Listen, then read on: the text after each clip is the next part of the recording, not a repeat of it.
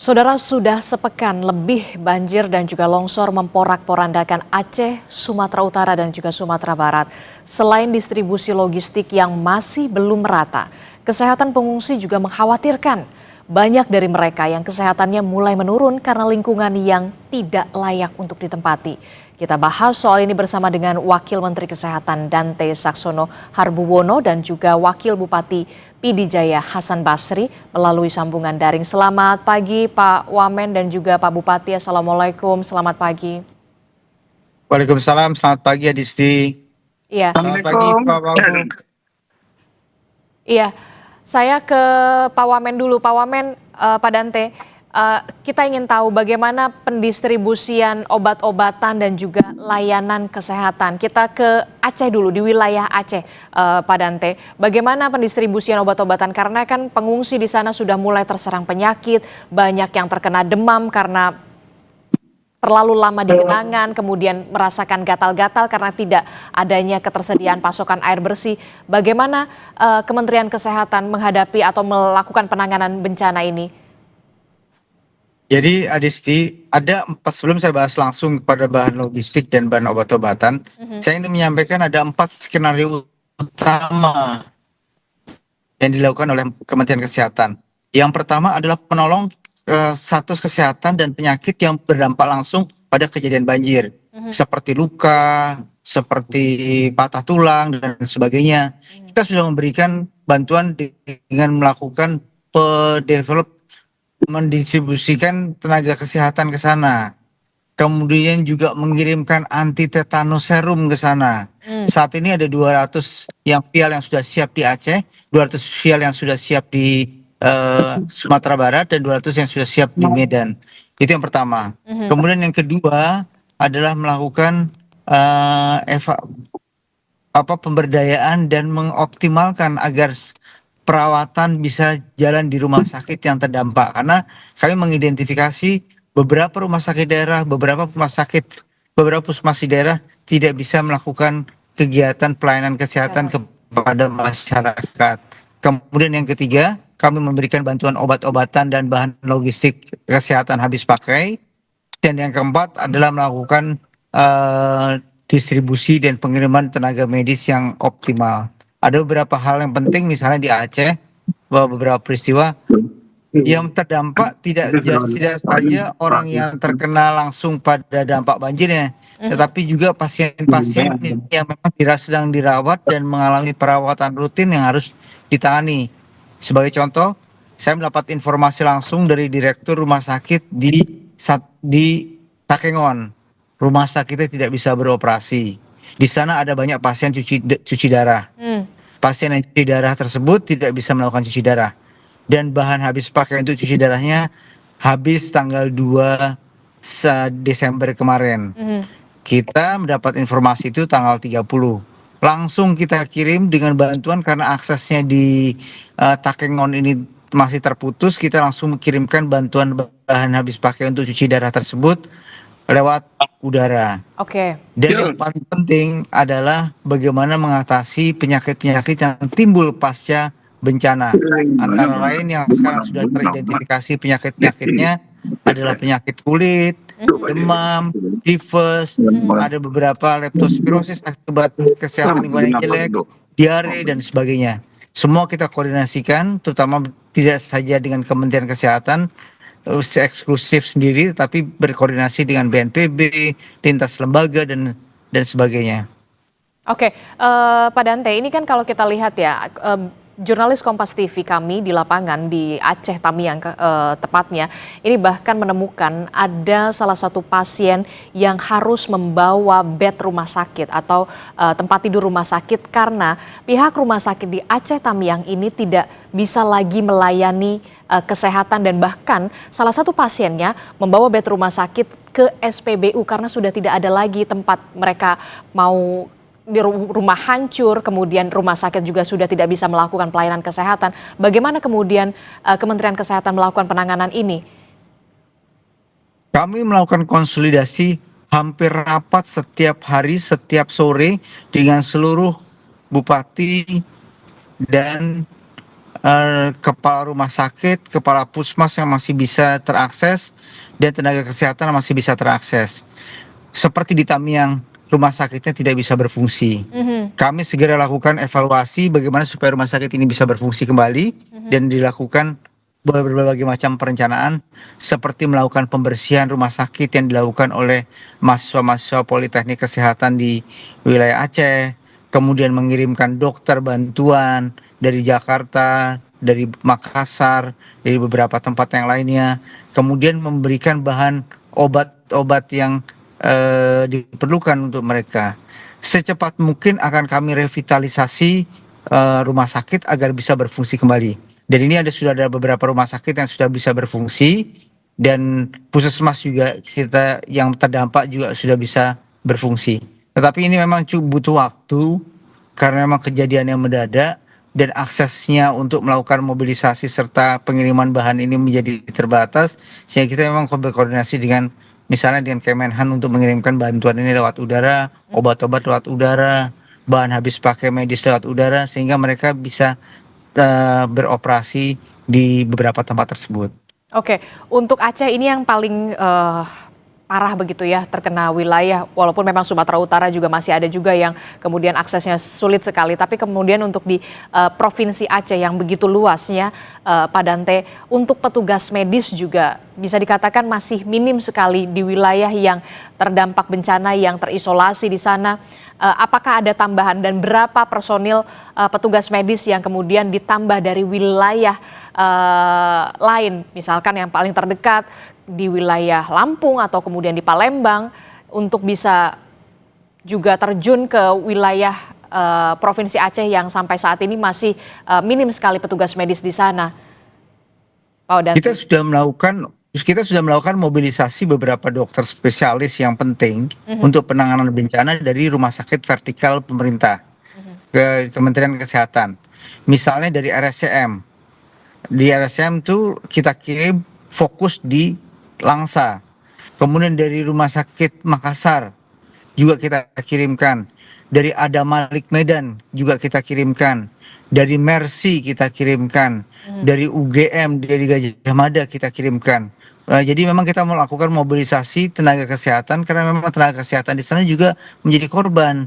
Sehingga mereka butuh juga penanganan kesehatan kadang-kadang. Sehingga kita sudah melakukan distribusi tenaga kesehatan dari berbagai macam daerah supaya kekurangan dan keterbatasan aktivitas tenaga kesehatan untuk melayani masyarakat ini bisa cepat teratasi.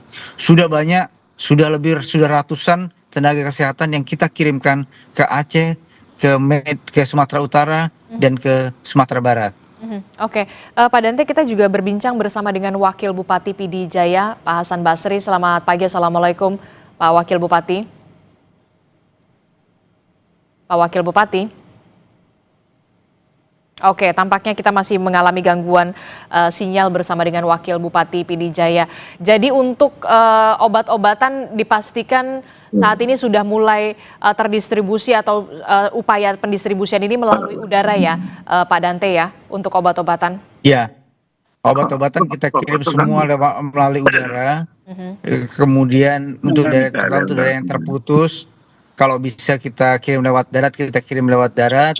Tidak saja di rumah sakit, tapi juga di puskesmas. Kita revitalisasi tempat-tempat di sana supaya tetap bisa berfungsi. Kemarin saya berkoordinasi dengan kepala rumah sakit di Takengon. Sekarang operasi sudah bisa mulai berjalan, cuci darah sudah mulai berjalan. Walaupun mereka mungkin kebersihan di rumah sakitnya masih belum terlalu optimal.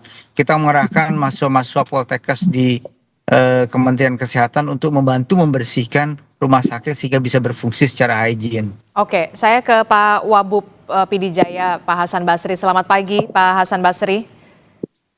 Ya, selamat pagi. Assalamualaikum. Waalaikumsalam. Ini ada Wakil Menteri Kesehatan juga, Pak Hasan Basri. Ya. Nah, saya ingin tanya juga untuk di posko pengungsian di wilayah PD Jaya, bagaimana posko kesehatan di sana? Apakah masih ada kekurangan obat-obatan atau tenaga medis? Bagaimana kondisi pengungsi dulu?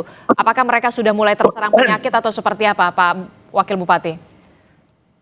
Kondisi pengungsi kita semua terserang penyakit, pertama demam, gatal-gatal, batuk, mencret, dan serba kekurangan. Dengan demikian kita sangat membutuhkan obatan, tenaga medis, perawat dan dokter.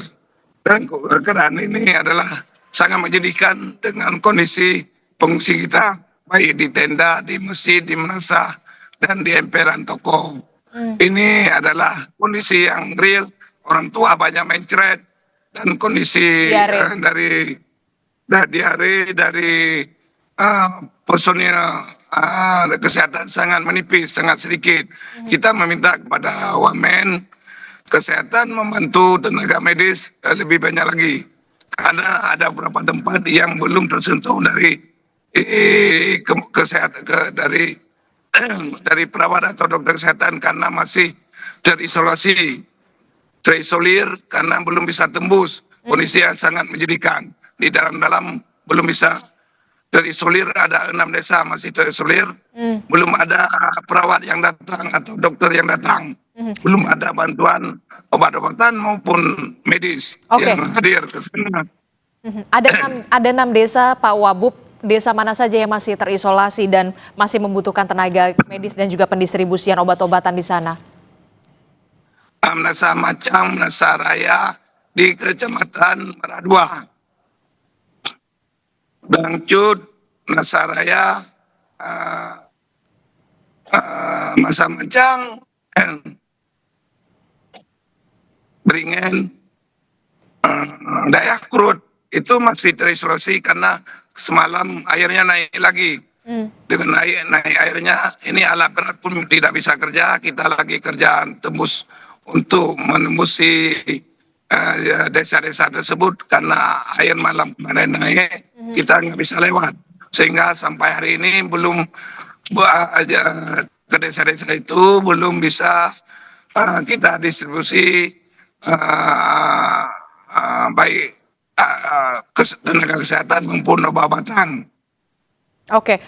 Pak Dante, tadi sudah disebutkan oleh Pak Wakil Bupati Pidijaya Aceh bahwa memang masih ada 6 desa lagi yang terisolasi dan belum ada tenaga medis ke sana, kemudian obat-obatan masih diperlukan, utamanya warga di sana sudah terserang penyakit diare, kemudian demam dan juga penyakit gatal-gatal karena memang terlalu lama di dalam genangan dan tidak adanya pasokan air bersih yang memadai. Bagaimana Pak Dante?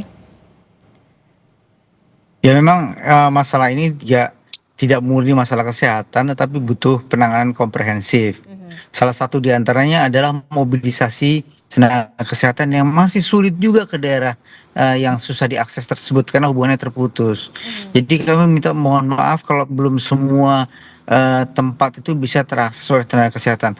Tenaganya sudah kita kirim di pusat-pusat posko-posko kita sudah siap tenaga kesehatan yang akan dikirim. Tetapi menuju ke daerah situnya yang masih terputus aksesnya. Jadi memang banyak sekali keterbatasan dan kita terus berkoordinasi dengan TNI, dengan pemerintah daerah. Kami sudah membentuk pertemuan rutin dengan seluruh kepala dinas di Aceh, Sumatera Utara, dan di Padang. Kita rapat setiap sore, memantau perkembangan dan melakukan mobilisasi tenaga kesehatan yang tadi diperlukan oleh Pak Wabub. Misalnya di Aceh masih ada 6 daerah yang terisolir. Dengan data-data yang update seperti hal tersebut, kita akan selalu melakukan reevaluasi dan mobilisasi tenaga kesehatan dan obat-obatan untuk daerah yang memang memerlukan. Oke, kalau saya ke Pak Wabub tadi kan Anda menyebutkan ada 6 desa yang sampai saat ini di Pidijaya Aceh ini masih terisolasi. Nah, sejauh ini dari pemerintah kabupaten sendiri untuk upaya pendistribusian bantuan ini melalui udara atau seperti apa? Dan bagaimana kondisi warga yang terisolasi di sana? Evakuasi dilakukan seperti apa skenarionya, Pak Wabub? Sebagian memang ada yang kita evakuasi, kita manual dengan yang berenang karena akibat air yang tergenang di desa-desa itu karena sungai kita sudah penuh dengan kayu, jadi airnya mengalir ke kampung-kampung masyarakat sehingga masyarakat itu tidak bisa keluar dari kampungnya karena air penuh dan anak-anak nggak bisa kita evakuasi sehingga mereka menempati tempat-tempat yang tinggi di Menasah atau rumah-rumah yang tinggi, sehingga mereka itu sangat membutuhkan pelayanan kesehatan.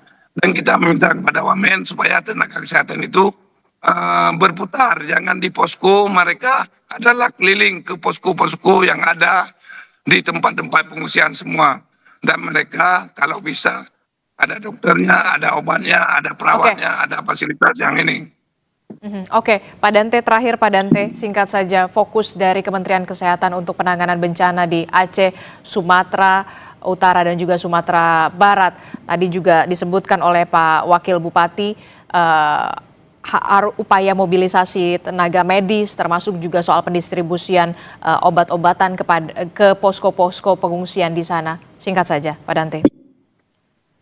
Kita akan melakukan mobilisasi tenaga kesehatan, distribusi obat, dan revitalisasi sarana fasilitas kesehatan di Aceh, Sumatera Barat, dan di Sumatera Utara secara cepat-cepatnya dan secara komprehensif berintegrasi dengan kementerian lembaga terkait.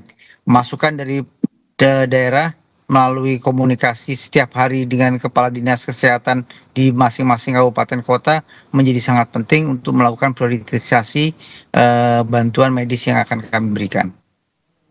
Oke, termasuk juga RSUD di 3 wilayah tersebut ya Pak? Betul, RSUD kita revitalisasi yang sudah mulai berjalan, sudah ada yang mulai jalan kamar operasinya, sudah ada yang mulai jalan cuci darahnya. Kami juga akan mengirimkan insulin pada pasien-pasien diabetes yang menggunakan insulin. Semua kita lakukan, kita kerahkan, dan kita semua fokus dan berkonsentrasi pada bencana di daerah-daerah ini. Oke, baik, nanti terima kasih atas kehadiran Wakil Menteri Kesehatan Pak Dante Saxono telah bergabung bersama kami. Kita turut juga apresiasi apa yang sudah dilakukan oleh petugas medis di Sumatera Utara, Aceh, dan juga Sumatera Barat. Terima kasih Pak Dante. Kami akan lanjutkan kembali dialog kita bersama dengan Wakil Bupati PD Jaya Aceh, Pak Wabub. Jadi kami ingin tahu untuk fasilitas kesehatan sendiri di PD Jaya Aceh, bagaimana operasionalnya mulai dari di RSUD dulu Pak Wabub, RSUD di PD Jaya. Iya, pertama sekali di RSUD kita karena personel kita banyak yang mendapat musibah, mereka juga mengalami musibah, jadi mereka tidak bisa masuk kerja sehingga kita sangat membutuhkan tenaga medis dari luar apa yang disampaikan oleh Pak Wamen tadi, sehingga personilnya mohon ditambah dan obat-obatan di rumah sakit sangat menipis, sehingga itu kita meminta juga obat-obatan maupun fasilitas lainnya. Dan memang poskonya sudah dibuat di rumah sakit, tapi posko-posko kita kalau bisa meminta ada perawat khusus atau tim medis di tempat-tempat posko, itu yang harapan kita. Posko di tempat-tempat medis, di tempat medis, di tempat posko hadir untuk melayani masyarakat kita. Kalau masyarakat kita datang ke posko nggak mungkin karena semua mereka jauh dan kendaraannya semua tenggelam. Kalau mereka jalan kaki tidak mungkin. Dan kalau bisa ada petugas medis yang tinggal atau menetap atau dibuat sebuah tenda atau posko di tempat-tempat pengungsian, karena satu tempat pengungsian ada yang 1.000, ada yang 1.500 warga kita yang tinggal, sehingga sangat membutuhkan. Oke. Kalau pelayanan berputar nggak mungkin. Oke, jadi untuk wilayah PD Jaya Aceh ini Wakil Bupati mengatakan masih kekurangan petugas medis untuk melayani pengungsi ya di posko pengungsian, termasuk juga obat-obatan yang juga masih dirasa kurang ya Pak Wabub. Siap. Oke, kita beralih ke soal pendistribusian bantuan Pak.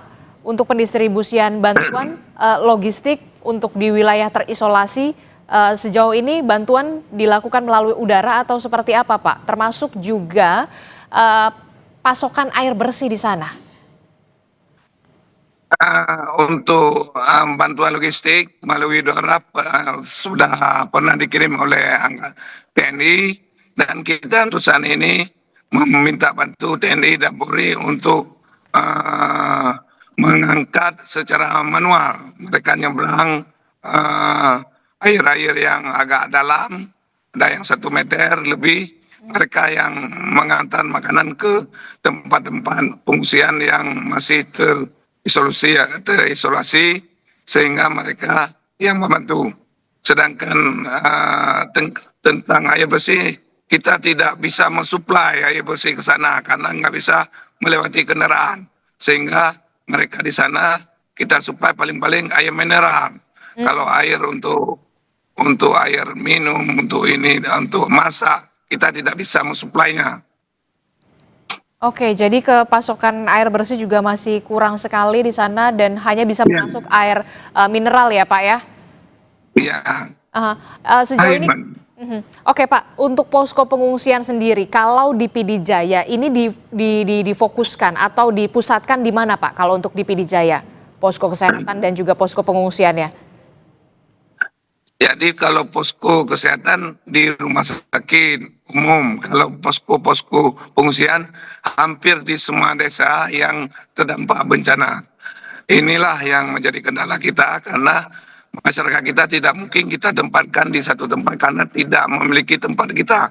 Dan kita sangat membutuhkan tenda darurat untuk pengungsian maupun rumah hunian sementara yang akan kita ini. Untuk sementara banyak pengungsi kita di pinggir jalan yang daerah daratan yang tinggi kan, yang kira-kira kalau bencana banjir tidak bisa kena banjir lagi. Mereka ada di emperan-emperan toko, ada di pinggir-pinggir jalan, ada di menasa, di masjid, ada di gedung serbaguna.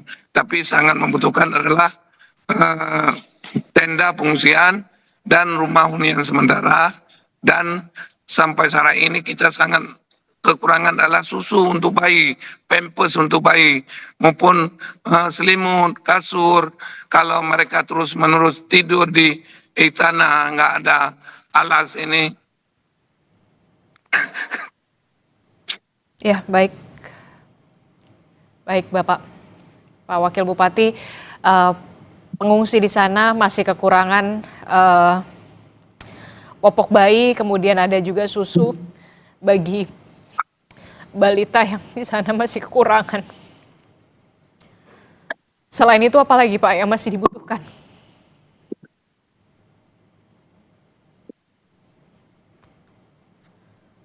Ini tentu saja jadi kerja keras dan PR tersendiri Pak ya, sampai saat ini upaya yang dilakukan oleh pemerintah Kabupaten PD Jaya Pak. Kita tidak mampu sekali. Kita tidak mampu, daerah tidak punya fasilitas, tidak punya semua, kita tidak mampu semua.